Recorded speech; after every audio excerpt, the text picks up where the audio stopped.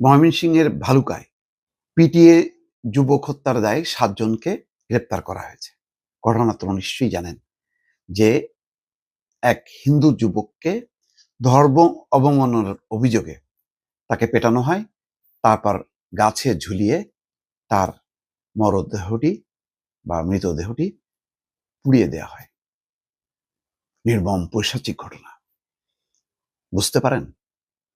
তার পাশাপাশি দেখেন ঢাকায় যে প্রকাশ্যে দানবীয় নারকীয় সন্ত্রাস চলল এবং মৃত্যু মুখে পড়ে গিয়েছিল প্রায় 30 জন সাংবাদিক। সামরিক বাহিনীর সঙ্গে অধ্যত্বপূর্ণ আচরণ করলো, সবার চেহারা প্রকাশ্য, তাদেরকে কিন্তু গ্রেপ্তার করা হচ্ছে না। আজকে 2 দিন 3 দিন হয়ে গেল। তাহলে কি দাঁড়াচ্ছে দর্শক? একটু ঘটনাটি বোঝা দরকার। চলুন দেখেন, ঘটনাগুলো একটার সাথে আরেকটার মিল আছে। সেই ভালুকার ঘটনা, ঠিক একই সময় এক হিন্দু যুবককে পিটিয়ে মেরে ফেলা এবং তার লাশ ঝুলিয়ে পোড়ানোর পৈশাচিক আনন্দ, আর ঢাকার বুকে আনন্দ, চট্টগ্রামের বুকে পৈশাচিক আনন্দ, রাজশাহী জুড়ে আনন্দ, বিভিন্ন স্থানে কারা জড়িত? রাজশাহীতে কাদের শক্তি? কারা বুলডোজার বের করলো? এই বুলডোজার কাদের? কিভাবে বের হলো? 32 নম্বরে বুলডোজার কিভাবে গেল? কারা আনলো?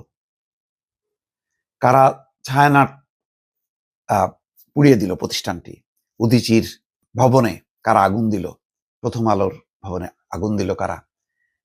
ডেইলি স্টার ভবনে কারা উল্লাস করলো আগুন দিয়ে? এবং যখন নাকি 30 জন সাংবাদিক 10 তলা ভবনের ছাদে যে প্রাণ রক্ষা করলো, তাদেরকেও পিটিয়ে মারার জন্য বা আগুনে পুড়িয়ে মারার জন্য যারা সেনাবাহিনীকে সরে যাওয়ার জন্য নির্দেশ দিচ্ছিল, সময়সীমা বেঁধে দিচ্ছিল 20 মিনিট, তারপর তারা প্রবেশ করবে, এরা কারা? এদের চেহারা সবাই চেনে, জানে। আজকে তাদেরকে কিন্তু শেষ পর্যন্ত কোনো অ্যাকশন নেওয়া হলো না। ফলে এরা তো আছে এবং এরা আবারও ঘটনা ঘটাবে যে কোনো মুহূর্তে।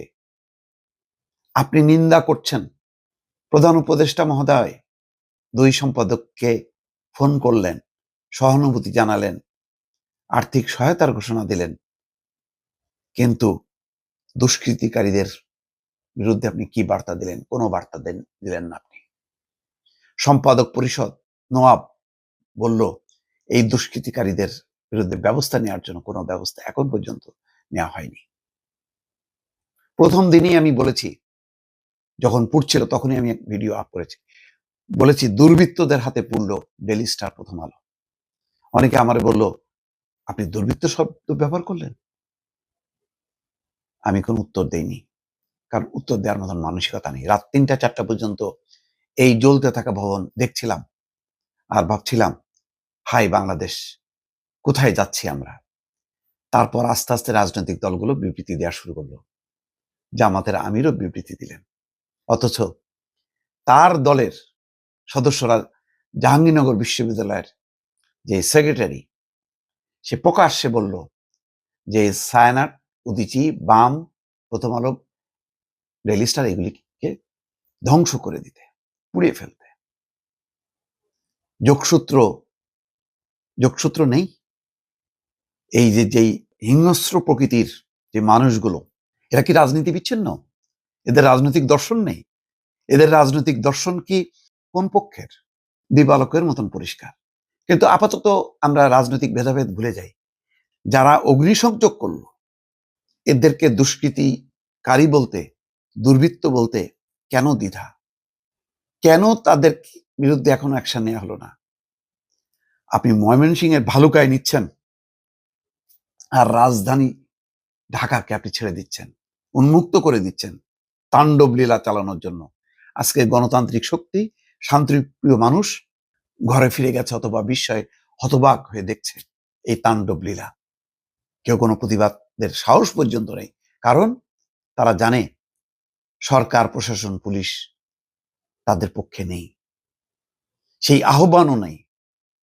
সব রাজনৈতিক দল, সরকার মিলে আহ্বান জানাচ্ছে না জনগণকে যে এদেরকে প্রতিহত করো।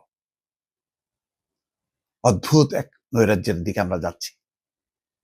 একদিকে আপনি শুধু টকশোর কারণে আপনি উত্তেজিত হচ্ছেন, আপনি সহ্য করতে পারছেন না, তাদেরকে জেলে পুরছেন, তাদের ছবি দিয়ে আবার প্রচার চালানো হচ্ছে যে এদেরকে প্রতিহত করেন, এদেরকে ধরেন। তার মানে একতরফা একটা দর্শন, এক ধরনের ফ্যাসিস্ট দর্শন, এক ফ্যাসিস্টকে বিদায় করে আর এক ফ্যাসিস্ট রিজিম চালু করার জন্য চেষ্টা করা হচ্ছে। আর ডক্টর মোহাম্মদ ইউনূস বসে বসে দেখছে। কোন রাজনৈতিক দলকে ডাকছেও না, বলছেও না যে এদেরকে প্রতিহত করো। পুলিশ, সশস্ত্র বাহিনী সবাইকে সংগঠিত করে যে একটা অ্যাকশন নেওয়ার দরকার, কোনো কিছুই ফিল করছে না। এই উগ্র মৌলবাদী শক্তি এখন এত বেপরোয়া যে সবাই কোণঠাসা হয়ে গেছে।